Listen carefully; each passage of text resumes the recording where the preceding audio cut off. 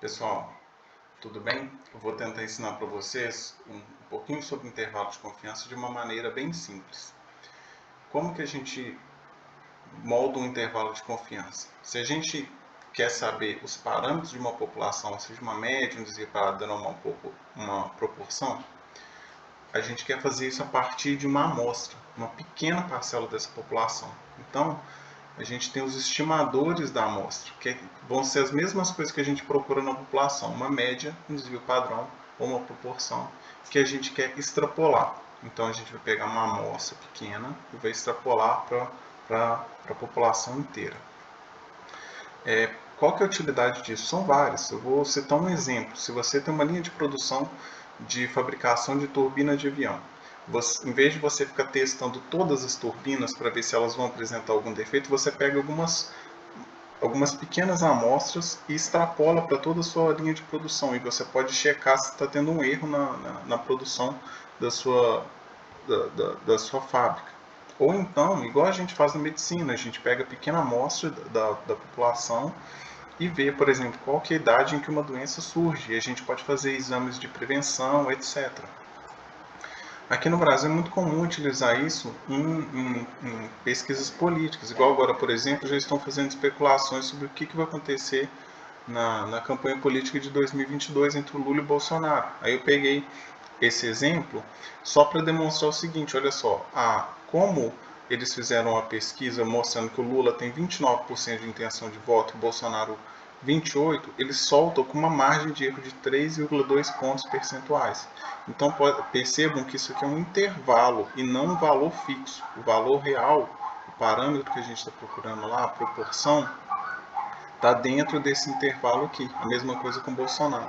Como não tem muita diferença, eles estão classificando como empate técnico até o momento.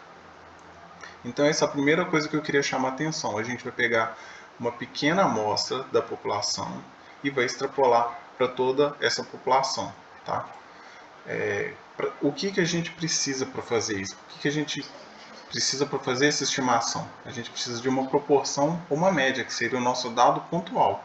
E a gente tem que relacionar a um coeficiente de confiança para o teu intervalo de confiança.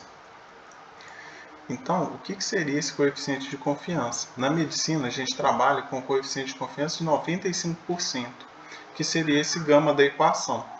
Quando a gente coloca um gama de 0,95, a gente está assumindo um alfa de 0,05. Ou seja, esse é o nosso erro, nós estamos aceitando um erro de 5%. Então, a estimativa intervalar, essa estimação intervalar, ela precisa de uma estimativa pontual e de uma margem de erro para mais ou para menos. Eu fiz um exemplo hipotético aqui só para a gente explicar melhor. Vamos supor que a gente quer saber qual que é a média de idade em que homens sofrem infarto em Belo Horizonte. E a gente pegou uma pequena amostra e viu que a média é de 50 anos e tem uma margem de erro de 5 anos. Ou seja, o nosso intervalo, a nossa estimativa intervalar vai estar entre 45 e 55 anos. Então imagina que nessa reta aqui de números reais, a gente não está batendo o martelo falando que o nosso parâmetro que a gente procura na população inteira não é um valor fixo, é esse intervalo. O nosso valor está dentro deste intervalo. Isso seria estimativa intervalar. Nosso valor está aqui dentro desse intervalo entre 45 e 55 anos. Se vocês olharem, por exemplo, em embalagens de detergente, por exemplo, só para demonstrar, aqui existe uma média. Eles vendem um produto com, por exemplo, 250 ml, mas nunca vai ser 250 ml certinho. Pode ser um pouquinho para mais ou para menos. Essa é a nossa margem de erro. E isso é até fiscalizado. Tem instituições que fiscalizam isso. O fabricante ele não pode vender nem para mais, nem muito para mais, nem muito para menos. Tem que ter um valor médio de venda do produto. Eu só estou colocando isso como uma curiosidade. Então, o que vai acontecer se a gente repetir esse mesmo estudo em várias cidades do Brasil,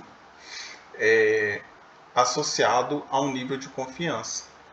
Aí, quando a gente associa essa estimativa intervalar a um nível de confiança, a gente está fazendo o nosso intervalo de confiança. E o que isso quer dizer? No caso lá desse que eu coloquei em Belo Horizonte, A interpretação do intervalo de confiança é que nós teremos uma confiança de 95% de que o valor da idade média, que é desconhecido, em que os homens sofrem infarto vai de 45 a 55 anos. Só que para cada estimativa intervalar dessa que eu coloquei aqui na tela hipoteticamente. O nosso valor real, nosso parâmetro, eu coloquei como exemplo esse aqui em vermelho, que seria esse Mi, que é o que a gente está querendo saber na verdade. Aí reparem que quando essa pesquisa foi repetida em várias cidades, esse valor Mi está dentro do intervalo da maioria dessas pesquisas, mas em algumas não. Isso porque a gente assumiu um erro de 5%. E aí vamos supor, nesse exemplo que eu coloquei, ó, esses dois intervalos não contêm o valor do parâmetro que a gente procura. Esse é o erro que a gente aceitou, está dentro dos 5%. E aí dentro da nossa disciplina, a gente vai trabalhar com duas equações matemáticas. E aí eu coloquei até da mesma cor, aqui ó, de vermelho, a nossa estimativa pontual e destaquei em amarelo a nossa margem de erro. Se a gente estiver trabalhando com uma média, com uma variável quantitativa contínua, a gente vai utilizar a tabela da distribuição t-student. E se a gente estiver trabalhando com uma proporção, a gente vai utilizar a distribuição normal padrão. Mas reparem que é quase a mesma coisa. A nossa estimativa pontual vai ser ou a média ou proporção, e aqui a nossa margem de erro.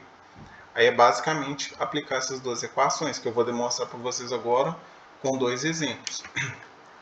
Então imagine uma pesquisa com 30 mulheres, em que a idade média que elas tiveram a menopausa foi aos 49 anos, e um desvio padrão de 5 anos. E considerando um intervalo de confiança de 90%. Como que a gente vai estimar o parâmetro na população? Aplicando essa equação matemática aqui.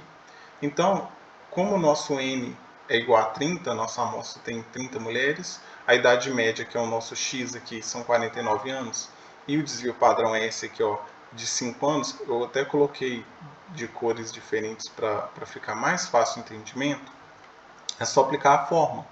Como o nosso intervalo de confiança é de 90%, a gente está assumindo um alfa, que é o erro, de 0,10, que eu coloquei aqui destacado de roxo. É só substituir na fórmula, tá vendo? E aí nós vamos ter esse intervalo entre 47,5 e 50,6 anos. Então o parâmetro que a gente procura na nossa população que é essa idade média em que se tem a menopausa, está entre 47,5 e 50,6 anos, tá? Com 90% de confiança de que a gente vai acertar esse valor desse parâmetro. Outro exemplo para fixar, só que agora utilizando uma proporção, imagine um estudo em que uma vacina para prevenção do Covid deseja avaliar a proporção de pessoas imunes com a vacina. Em um grupo de 90 pessoas que receberam a vacina, 85 ficaram imunes. Aí considerando novamente o intervalo de confiança de 90%. Ou seja, nosso alfa vai ser 0,10, estamos assumindo 10% de chance de erro, só que agora a gente usa a distribuição normal padrão, né, que vai estar representado aqui por esse Z, e a proporção nós vamos calcular como 85 dividido por 90, vai dar 0,94. E aí é só substituir na equação. Eu coloquei aqui de vermelho só para ficar mais didático. O nosso N é 90, e aí resolvendo essa equação matemática, nós vamos ter que nosso intervalo com 90% de confiança está entre 0,9 e 0,98, ou seja, o parâmetro que a gente procura de quantas pessoas realmente serão imunizadas com essa vacina está entre 90% e 98%, tá?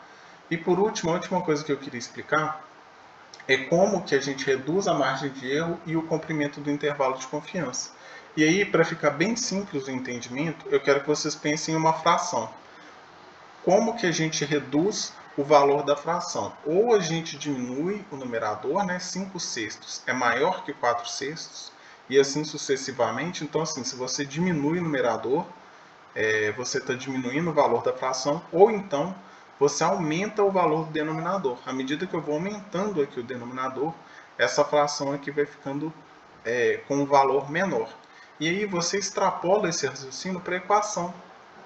Então, como a gente tem aqui uma equação em que essas variáveis aqui da equação, destacadas em amarelo, elas são a nossa margem de erro, e aqui é a nossa estimativa pontual, o que a gente pode fazer para diminuir esse valor? Ou a gente vai reduzir o nível de confiança para diminuir esse valor aqui da tabela T de student, quanto menor o nível de confiança, menor esse valor, que vai estar multiplicando a nossa margem de erro. Ou nós aumentamos o tamanho da amostra, e aí a gente aumenta o denominador e, consequentemente, diminui essa fração aqui. Ou nós reduzimos aqui a variabilidade da nossa população, que a gente está estudando. E com isso nós temos essas três formas de reduzir a nossa margem de erro, tá bom? Então é isso. Meu nome é Paulo Noli, eu sou da turma 56 e estou à disposição para qualquer dúvida, tá joia? Grande abraço e bons estudos para vocês.